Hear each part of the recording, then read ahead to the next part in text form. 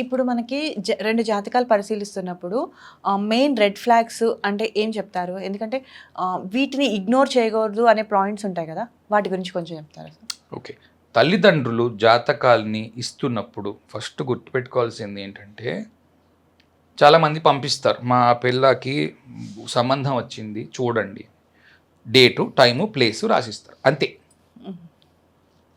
ఆ పిల్లాడు ఏం చదివాడు, ఆ పిల్లాడి తల్లి తండ్రి ఏం చేస్తున్నారు, ఏమీ ఇన్ఫర్మేషన్ ఉండదు, పంపిస్తారు.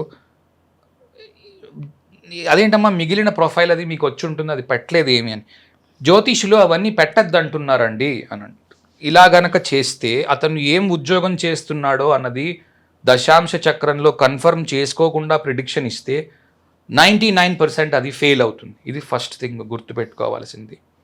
రెండవది, రెడ్ ఫ్లాగ్స్ నేను ఏం చెప్తున్నాను అని అంటే, మొత్తము డీటెయిల్స్ లేకుండా వితౌట్ కరియర్ కానీ వితౌట్ పర్సనల్ డీటెయిల్స్ కానీ ఎత్తు ఎంత ఉన్నాడు, లావ్ ఎంత ఉన్నాడు అవి తెలుస్తాయి మనకి నవాంశని బట్టి D1ని బట్టి మనం చూడొచ్చు, గ్రహాన్ని బట్టి చూడొచ్చు, లగ్నంలో ఉన్న గ్రహాన్ని బట్టి D1ని బట్టి ఆ నక్షత్రాన్ని బట్టి మనం చూసి చెప్పగలము మనిషి ఎంత ఉన్నాడు అంటే మనం నమ్మశక్యంగా ఉండాలి ఆ చార్ట్ చూస్తే.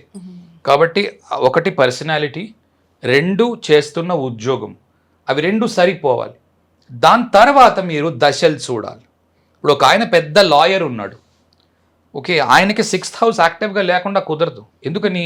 అతను ప్రపంచంలో ఇప్పుడు లాయర్ ఉన్నాడు అనుకుందాం, ఏ అన్నదమ్ములు కొట్టుకోవట్లేదు, రామరాజ్యం ఎస్టాబ్లిష్ అయి ఉంది, లాయర్ ఉన్నాడు, బోర్డు పెట్టుకున్నాడు నేను లాయర్ని, రామరాజ్యం నడుస్తోంది, ఒక్క అన్నదమ్ముడు కొట్టుకోవట్లేదు, ఒకడు వెళ్ళి ఇంకోటి మీద కేసు వేయట్లేదు, ఇంకోటి వెళ్ళి ఇంకోటి మీద ఒక భార్యాభర్త కొట్టుకోవట్లేదు, లాయర్కి పని వస్తుందా? ₹10 రాదు. ఇప్పుడు ఈ లాయర్ ఉన్నాడు, వాడికి ఎంతమంది కొట్టుకుంటే వీడికి అంత పని వస్తుంది, 6వ ఇంటి నుంచి సంపాదిస్తున్నాడు, రైట్?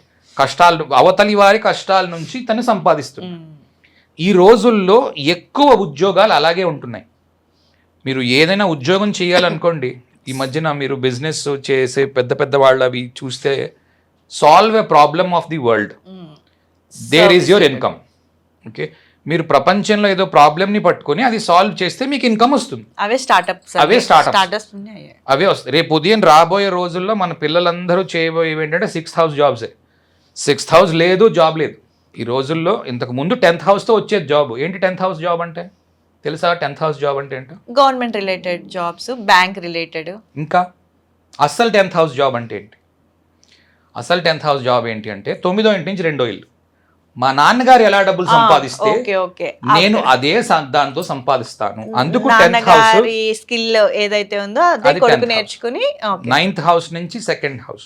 సో మా నాన్నగారి ఆర్జన పౌరోహిత్యం చేసి మా నాన్నగారు సంపాదించారు, నేను కూడా అదే చేస్తాను. ఎందుకంటే కులం వారీగా అలా వచ్చేది. మా నాన్నగారు కుండలు చేసేవారు, నేను కూడా కుండలు చేస్తాను. ఇప్పుడు అందరం కలిసి ఇంజనీరింగ్ చేసాం, మీరు ఇంజనీరింగ్ చేశారు, నేను ఇంజనీరింగ్ చేశాను, నా భార్య ఇంజనీరింగ్ చేసింది, రైట్? మరి లక్కీగా నా పిల్లలు ఇద్దరు ఇంజనీరింగ్ చేయలేదు, వాడు తప్పించుకున్నారు. ఇంజనీరింగ్ చేసిన వాళ్ళందరూ ఓ చోటుకి వెళ్ళాం కదా, ఇప్పుడు అందరూ ఇంజనీరింగ్లు చేస్తున్నారు. సో 6th హౌస్ జాబ్స్ లేకుండా కుదరదు ఇక పైన. కాబట్టి 6వ ఇల్లు చూసేసి టెన్షన్ పడిపోవడము, అలాగే 6వ ఇంటిని సరిగ్గా విశ్లేషించకపోవడము 2 తప్పే. సో రెడ్ ఫ్లాగ్స్ అంటే నేను ఏం చెప్తాను ఒక ముక్కలో చెప్పాలి అని అంటే, ప్రొఫైల్ పూర్తిగా పంపించకుండా జ్యోతిష్యుల దగ్గర, మాకు ఇదంతా ఎందుకమ్మా, ఉత్త డేటు టైము ప్లేసు చెప్పండి, వారి నక్షత్రం ఏంటో చూస్తాము, 36 వచ్చాయా లేదో చూసుకుంటాము, 36 పాయింట్లు, దాని తర్వాత ఏంటది 6th 8th కాంబినేషన్స్, అదే షష్టాష్టకాలు లేకుండా చూసుకుంటాము, అయిపోయింది అంతే. కుజుదోషం చూసుకుంటాము, కుజుదోషం లేదు, ఈ 3 లేవు అంటే చెప్పేస్తాం సూపర్గా ఉంది అని. అలా ఖచ్చితంగా పనిచేయదు.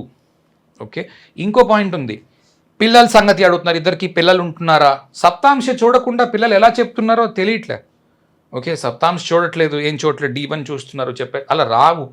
అలా చేస్తే రావు. చాలామంది చాలా తప్పులు చేస్తున్నారు అలాంటి వాటి మీద. ఓకే, అవి చేయకుండా పూర్తి విశ్లేషణ చేస్తే జాతి పురోగతిలోకి వస్తుంది, జ్యోతిషం మీద కూడా జనాలకి నమ్మకం పెరుగుతుంది, రైట్? ఇది నా సమాధానం.